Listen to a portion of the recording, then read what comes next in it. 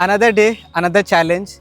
I'm doing this series of videos where I have to record a video in public area so that I can get comfortable speaking English outdoors.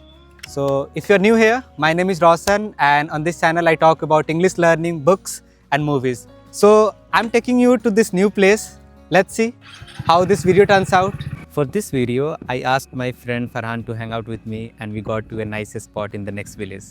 I think this is the first video of this series, and in every video I'm trying to cover one popular question or a problem that majority of the English learners struggle with.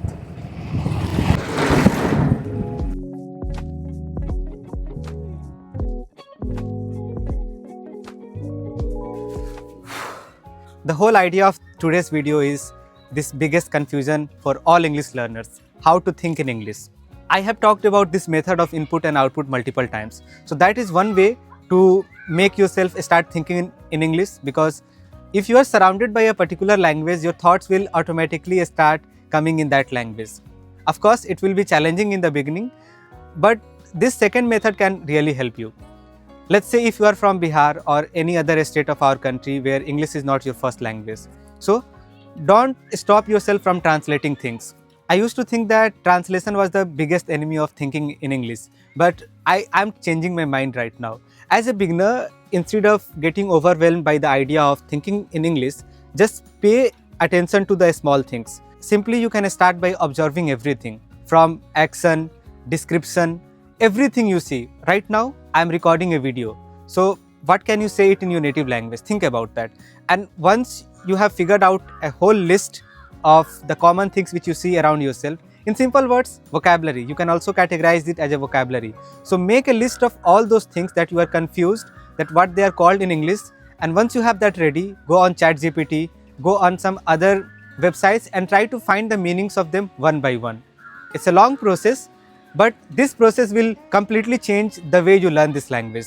Now, reading it just a couple of times is not enough. Make it a part of your routine. Make it so mechanical that you won't have to think twice that what I'm learning. So once you have that list ready, all those things which you are not able to say in English, use this prompt and use it on ChatGPT and you will be able to get all those ideas.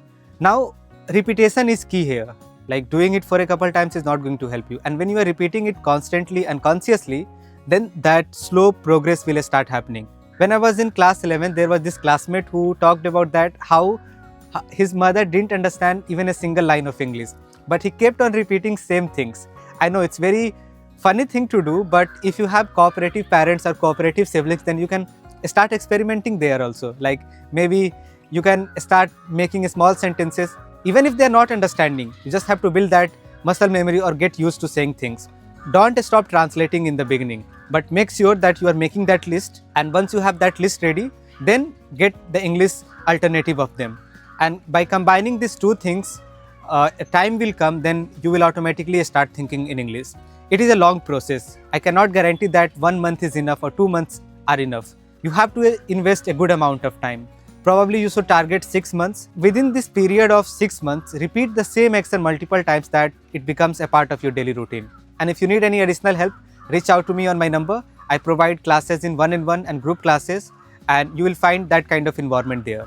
And if you have any other questions and if you want me to talk about some particular questions, then leave a few comments and let me know what you think of this series, and I'll see you very soon.